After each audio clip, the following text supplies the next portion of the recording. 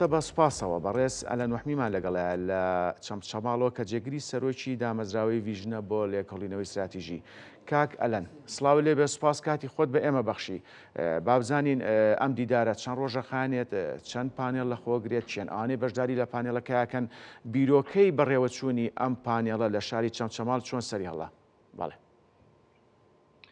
بەڵێ بەیانیتان باش، زۆر خۆشحاڵم. دیارە ئەمڕۆ دیدارەکە دەست پێ کات لە سەرۆکاتی زانکۆی چەمچەماڵ. بەڵێ هەر ئەمڕۆ یەک ڕۆژە خایێنێت. ئەم پرۆژەیە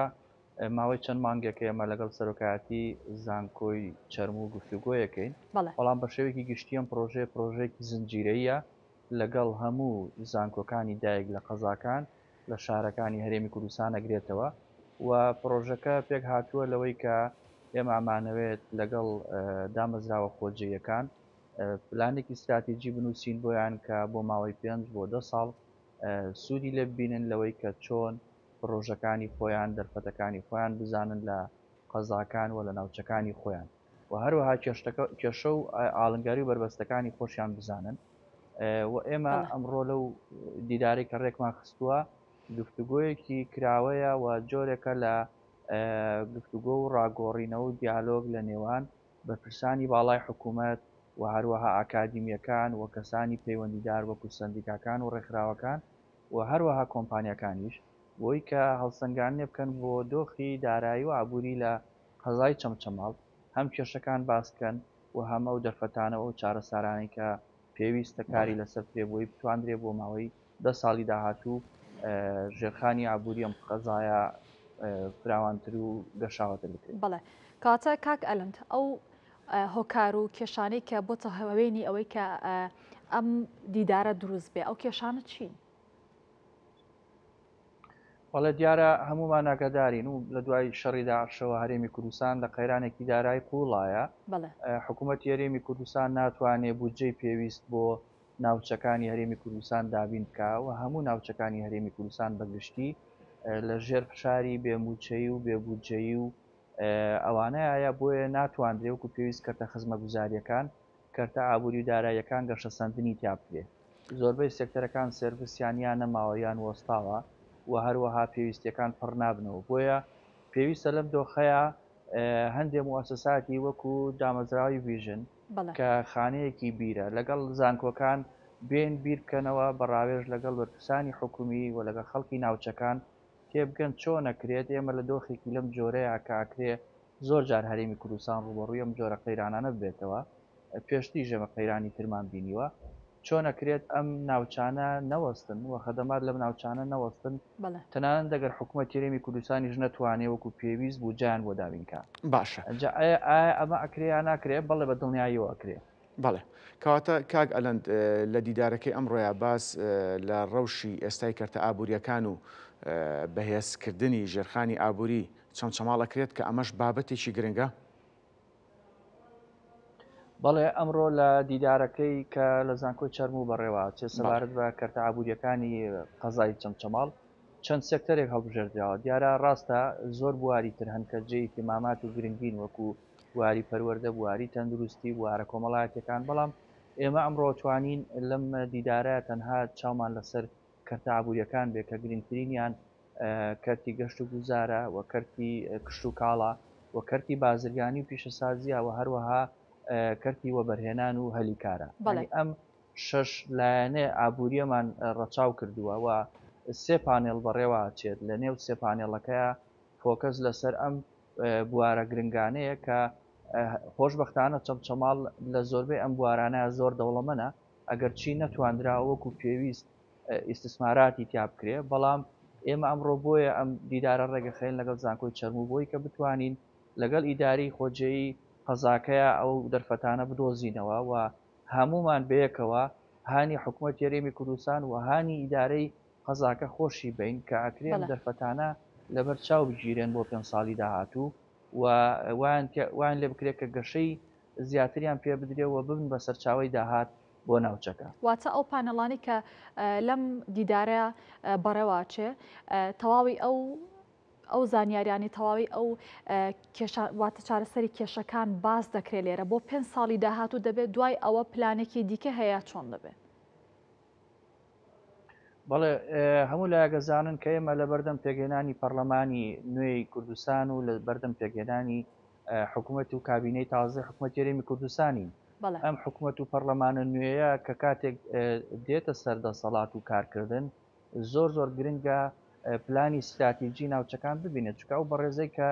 لە کابینەی نوێ ئەبێ بە وەزیری بۆ نمونە وەزیری کشتتوکار ڕەنگە زانیاری نەبێت لەسەرەوەی پێویستەکانی قەزای چەمچەماڵیان هەر قەزایەکی تری هەرێمی کوردستان چییە؟ بۆیە ئێمە ئێستا ئیش لەسەرەوەکەین کە هەموو قەزایەک نەخشە ڕێگەی 5 ساڵی یان 10 ساڵی خۆی هەبێ و هەر کابینەیەکی تازە کە دێتە سەر حکوم ئەم قەزایە لە ڕێی قایم قامەکەیەوە لە ڕێی هەر بە ڕێزێکی تۆ لە ڕێ پەرلەمانتارانی نوێنەرایەتیەکەن بتوانن ئەم نەخشە ڕێگایە بەرز بکەنەوە بڵێن ئەمە پێویستەکانی قەزای چەمچەماڵەکە ئێمە لە پێشترا لە ڕێی ئەکادیمیەکانەوە لەگەڵ حکوومەت لە ڕێی خەڵکانی پسپۆڕ و شارەزا و حتا کۆمپانیەکانیش دراسەمان کردووەوە تێگەشتون کە چەمچەماڵ پێویستی بۆیە لە 5 ساڵی داهاتووە بەم جۆرە کار لەسەر کەرتی کشتتوکاڵی بکرێ کار لەسەر کەرتی گەشت و گوزاری بکرێ لەسەر ڕەخسانی هەلی کار بکرێ هەموو ئەوانە. کاک ئەلەند بۆچی سەرەتا لە چەمچەماڵەوە دەستان پێکرد؟ بەڵێ وڵا ڕەنگە هیچ هۆکارێکی جیاوازی نەبێ کە جیاواز بێ لە قەزاکانی تر هەموو قەزاکانی هەرێمی کوردستان بۆ ئێمە گرنگن و بە دڵنیاییەوە لە پلانی ئێمەیە کە لەگەڵ هەموو قەزاکانی تررا ئەم پرۆژەیە جێبەجێ بکەین بەڵام ئەوەی کە گرنگە ئەوەیە کە زانکۆی چەرموو زوو هات بەدەم ئەو داواکاریەوە ئێمەش زوو دەستمان پێ کرد ئێمە قەزای چەمچەماڵ ئەبینین کە دەرفەتی زۆر گەورەی تایە یعنی قەزای چەمچەماڵەکەوێتە نێوان هەرێمی کوردستان و حکوومەتی عێراق واتە شوێنێکە وەکو ترانزێتێکی بازرگانی وایە هەموو ئەو کاڵایانەی کە لە هەرێمی کوردستان لە پارێزگای سلێمانی پارێزگای هەڵەبجە پارێزگاکانی تر هەندێکیانەوە ئەنێردرێ بۆ عێراق بە قەزای چەمچەماڵا بەشێکی زۆری تێپەڕێ بە هەمان شێوەش کە لە حکوومەتی عێراق و لە کەرکووکەوە کاڵا دێتەوە بۆ هەرێمی کوردستان بە هەمان شێوە لەلایەکی ترەوە ناوچەی چەمچەماڵ ناوچەیە کە توانای ئەوەی هەیە کە کۆمەڵێک بۆ نمونە کۆنتترین گوندی گشت و کاڵی لە جیهانە لەم ناوچەیە بوو ئەمانە ئەکرێت لە ڕووی گەشت و گوزارەوە هەمووی با بڵێن پلانی استراتیژی بۆدا بنرێت چۆن وا بکرێت سەرنجی گەشتیارانی بیانی و عێراقی بۆ ڕابکێشرێەوە هەر شوێنێکی تر کە لە ناو چەمچەماڵ هەیە جێی بایەخە ئەکرێت لە ڕووی گەشت و گوزاریەوە ئیتیمامی پێ بدرێەوە پرۆژەی نوێی گەشتیاری لە چەمچەماڵ لە چەند ساڵی داهاتووە بخرێتە بواری جێبەجێکردنەوە تەنانەت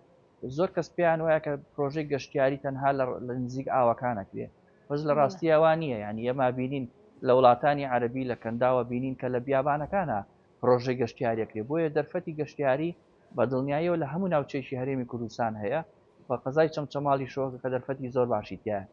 لە دیوەکانی ترەوە لە ڕووی کشت و کاڵی و لە ڕووی با بڵێن وەبەرهێنان ئێمە بەداخەوە هەز بەواکەین کە وەبەرهێنان لە قەزای چەمچەماڵە لە ئاستێکی نزمایە ئاستی وەبەرهێنانانەی کراوە ڕاستە لە کەرتی وزە لە قەزای چەمچەماڵ وەبەرهێنانی زۆر گەورە کراوە هەم لە کەرتی غاز و هەم لە بەرهەمێنانی کارەبا ئەمە زۆر جێی سەرنجە بەنسبەت هەموو هەرێمی کوردستانەوە قەزای چەمچەماڵ جێی باەخێکی گەورەیە بەڵام لە سێکتەرەکانی تری وەبەرهێنان لە قەزای چەمچەماڵ وەبەرهێنان کەم کراوە و هیچ بەڕێبەراتێکیش لە چەمچەماڵ نییە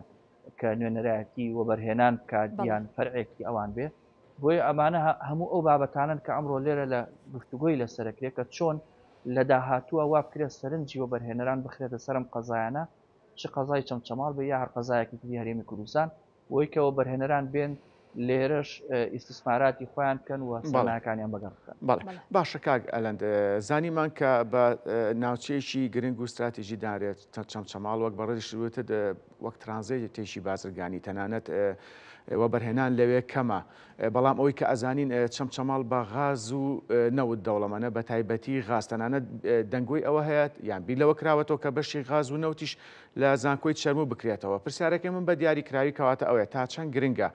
ئەم جۆرە دیدارانە لەسەر ئاستی زانکۆکانی هەرێمی کوردستان بەردەوام بن. بەڵێ زۆر گرنگە کە ئێمە هەموو ئەو دەرفەتانە ئیسtismار بکەین کە بۆ گەشەسەندنی هەرێمی کوردستان پێویستن زانکۆکانمانە بێ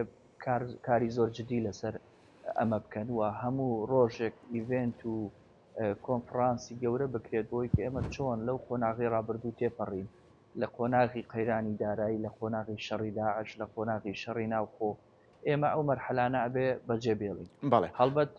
مەبەستی منەوە نییە کە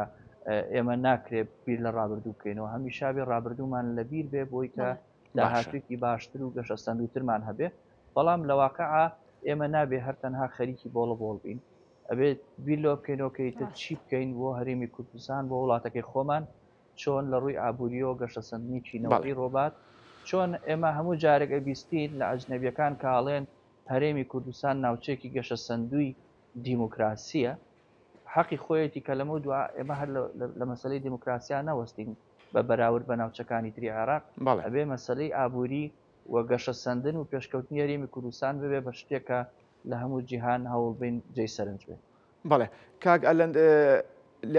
لە ئێستادا یاخود بڵین دوای کۆتایی ئەم دیدارە ئەکادیمیە چارەسەر و پێشنیارەکان لە پاکێجێکدا یاخود لە ڕێی نەخشە ڕێگایەک ئەخرێتە ڕوو بەڵێ بە دڵنیاییەوە ئێمە یەکێ لە ئامانجەکانی ئەم دیدارەمان ئەوەیە کە کۆی گشتی ئەو بۆ چوون و ڕەختە و پێشنیاز و ئاماژانەی کە ئەمڕۆ گوێبیستیە بین گفتوگۆیە کرێ ئەمانە هەمووی لە چوارچێوەی پەڕاوێکی سیاسەتەکان یا با بڵین پۆلیسی پێپەرێک ئاماداکرێ و ئەدرێ بە بەرپرسانی باڵای حکومی چه ئەوانەی کە لە قەزاکە خۆیان بەرپرسیارەتیان هەیە وە چه ئەوانەشی کە لە وەزارەتەکانن وە لەسەر ئاستی حکوومەت هێرێمی کوردستان و ئینشاڵڵا ئەگەر پەرلەمانی کوردستانیش دەست بەکار بێت بۆ لیژنەکانی پەرلەمانی کوردستان و هەر کەسێکی تر کە پەیوەندیدار بێ ئەم نەخشە ڕێگایە ئەنێردرێ و ئەخرێتە بەردەستیان بۆ ومێدەی کە کاری لەسەر بکرێەوە لە داهاتووە بکرێ بە نەخشە ڕێگەیەکی گشتی بۆ هەموو هەرێمی کوردستان. بەڵێ کاک ئەلەند باس لۆ بکەین وەک دەزانی لە چەمچەماڵ شوێنێکی زۆر بەسوودەواتە چەندین واتە باری ئابووری زۆر باشە و غازی هەیە و چەندین شتی دیکە کە لە چەمچەماڵ هەیە هیچ بیرتان لۆ کردوتەوە یاخود باز لەوە دەکەن کە سوود لەم پرۆژەی غازەوە بگیرێت و داهاتەکەی بگەڕێتەوە بۆ چەمچەماڵ بۆی کاریگەری و یا کاریگەریەکی باشی هەبێت لەسەر چەمچەماڵ و بتوانێت چەمچەماڵ ببوژێنێتەوە باز لەوە دەکەن کە پێویستە هەبێت یاخود هەیە یاخود نە لە ڕاستیایە بە ئەمڕۆ دیدارەکە بۆەوەیە کە هەموو دەرفەتەکان گفتوگۆ بکرێت بەوەش کە بە ڕێزیشت باسیەکەی لەسەر کەرتی گاز لە هەم قەزاکەوە هەم لە هەرێمی کوردستان بەڵام ئەوەی کە گرنگە ئەوەیە هەندێک جار هەندێک سێکتەر هەیە جۆرێک لە مرکزیت بەپی یاساکانی حکوومەت هەرێمی کوردستان کاری پێکات جۆرێک لە مرکزیت پێدراوە یەکێک لەوانە غاز و نەوتە کە ڕەنگە قەزاکە خۆی ئیدارەی خۆجێی قەزاکە خۆی لە ڕووی قانونیەوە نەتوانێت ڕاستەوخۆ داهاتی نەوت و غاز وەربگرێتەوە بەڵام لە هەمان کاتیشا دەرفەتی تر هەیە ئێمە توانین سێکتەری ئێنەرژی سێکتەری وزەیە بۆ قەزاکە ئیسفادەی لە بکەنەویژەوەیە کە هەلی کار بڕەخسێنرێ ئەو کۆمپانیانەی کە لەم ناوچەیە کارەکەن و ئەو کارگانەی کە لەم ناوچەیە دامەزراون پێویستە ئەو لەوێتیان بۆ خەڵکی ناوچەکە بێ و هەر کارمەندێک کەدایە مەزرێنن ئەگەر لێرە دەرفەتی دامەزراندن هەبێ نابێ پەنابەرن بۆ تەنانەت بۆ سلێمانی یا بۆ هەولێر یا بۆ چ جایەوەی لە دەروی وڵات بێنن ئەگەر با بڵێن پۆزیشنەکە لێرە خەڵکێک هەبێت کە بتوانێت تەقدیمی کا و توانە و لێ هاتوویەکەی بۆی گونجاو بێ بۆیە لە ڕووی هەلی کارەوە ئەم کۆمپانیانە ئەبێ چاویان لەسەر خەڵکی قەزاکە خۆی بێ لەسەر خەڵکی ناوچەکە خۆی بێت و لە ڕووی بەرپرسیارەتی کۆمەڵایەتی یەکێک لەو شتە گرنگانەی کە هەیە لە ڕووی قانونی شۆڕێک خراوە ئەگەر هەڵە نەبم لە یاسای نەوتوگاز هەرێمی کوردستانی شەباسکراوە پێوترێ بەرپرسیارەتی کۆمپانیەکان ئەم کۆمپانیانەی کە لێرەوە بەرهێنانەکەن ڕێگاوبانی ئەم منتیقەیە وێرانەکەن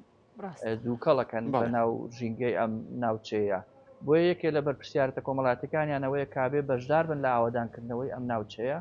لە ڕووی دروستکردنی قوتابخانە نەخۆشخانە لە چاکردنەوەی ڕێگاوبانەکان لە خەدەماتی تر لە پرۆژەی ئاوی خواردنەوە لە هەر شتێک ئەم ناوچەیە پێویستی پێی بێ ئەبێ ئەوان لەسەر بودجەی خۆیان بۆ ئەم ناوچەی دابینکەن بۆیە ئەمانە هەمووی دەرفەتن کە ئەمڕۆ دووبارە گفتوگویان نەکرێتەوە و هیوادارین کە بە دەرەنجامێکی زۆر باشەوە لێ دەچین کە سوودی هەبێ بۆ ناوچەکە. بەڵێ باشە کاک ئەلەن من دوا پرسیارە لە یەکەم دامەزراوەکەتان دامەزراوی ڤیژن لە سەرەتای دامەزانیەوە تا ئێستا چەندین کار و پرۆژەی ئەکادیمی جۆراوجۆری ئەنجام ماوە پرۆژەی گەورەی ئەنجاماوە کە دیارترینیان ئەم پرۆژە ئەکادیمی ئێستاتانە کە لە زانکۆی چەرمەوە دەستی پێکردو بڕیارە زانکۆکانی تر هەرێمی کوردستانیش بگرێتەوە باشە چالاکی و پرۆژەکانتان یاخود پلانتان بۆ ساڵی 2026 چێ بێ بە شێوەیەکی گشتی بەڵێ لە ڕاستیە ئێمە وەکو دامەزراوەیەکی توێژینەوە کاری ئێمە بە شێوەیەکی گشتی توێژینەوە و دیراسەکردنە لەسەر و کێشانەی کە لە هەرێمی کوردستان هەن و ئەم دراسەیە بە شێوەیەکەکرێکە بتوانرێت دەعمی حکوومەت و پەرلەمان با بڵێن ئەوانە بکە کە لە دەسەڵاتن لە بڕیاران بۆی کە ئەوان بتوان بە داتا و معلوماتەوە هەم بزانن کێشەکان چییە و هەم بزانن چارەسەرەکەی چییە و ڕاستپاردەشمان هەیە لە هەموو توێژینەکانە بۆیە بۆ ساڵی داهاتوش لەسەر ئەم چالاکیانە بەردەوامە بین ئێمە پێمان وایە کە هەرێمی کوردستان کێشەی زۆرە کە پێویستی بە چارەسەرکردنە ئەمە شێوازی کارکردنی ئێمەیە و ئێمە هەم لەم جۆرە کۆنفرانس و دیدارانە بەردەوامە بین هەم لە توێژینەکان بەردەوامە بین پێمان وایە ئەمە دروستترین ڕێگایە بۆ ئێمە کە بۆ ساڵی داهاتوو ساڵانی دواتریش بەردەوامە بین وە هەر لایەنێکیش کە پەیوەندیدار بێت و هاوکار بێت لەگەڵمانە بە خۆشحاڵیەوە ئێمە دەرگامان بۆی کراوە. بەڵێ ئەلەن مەحوی جێگری سەرۆکی دامەزراوەی ڤیژن سوپاس کە ڕاستەخۆ لە چەمچەماڵەوە لەگەڵمان بوون سەرکەوتو بن وەک هەمیشە.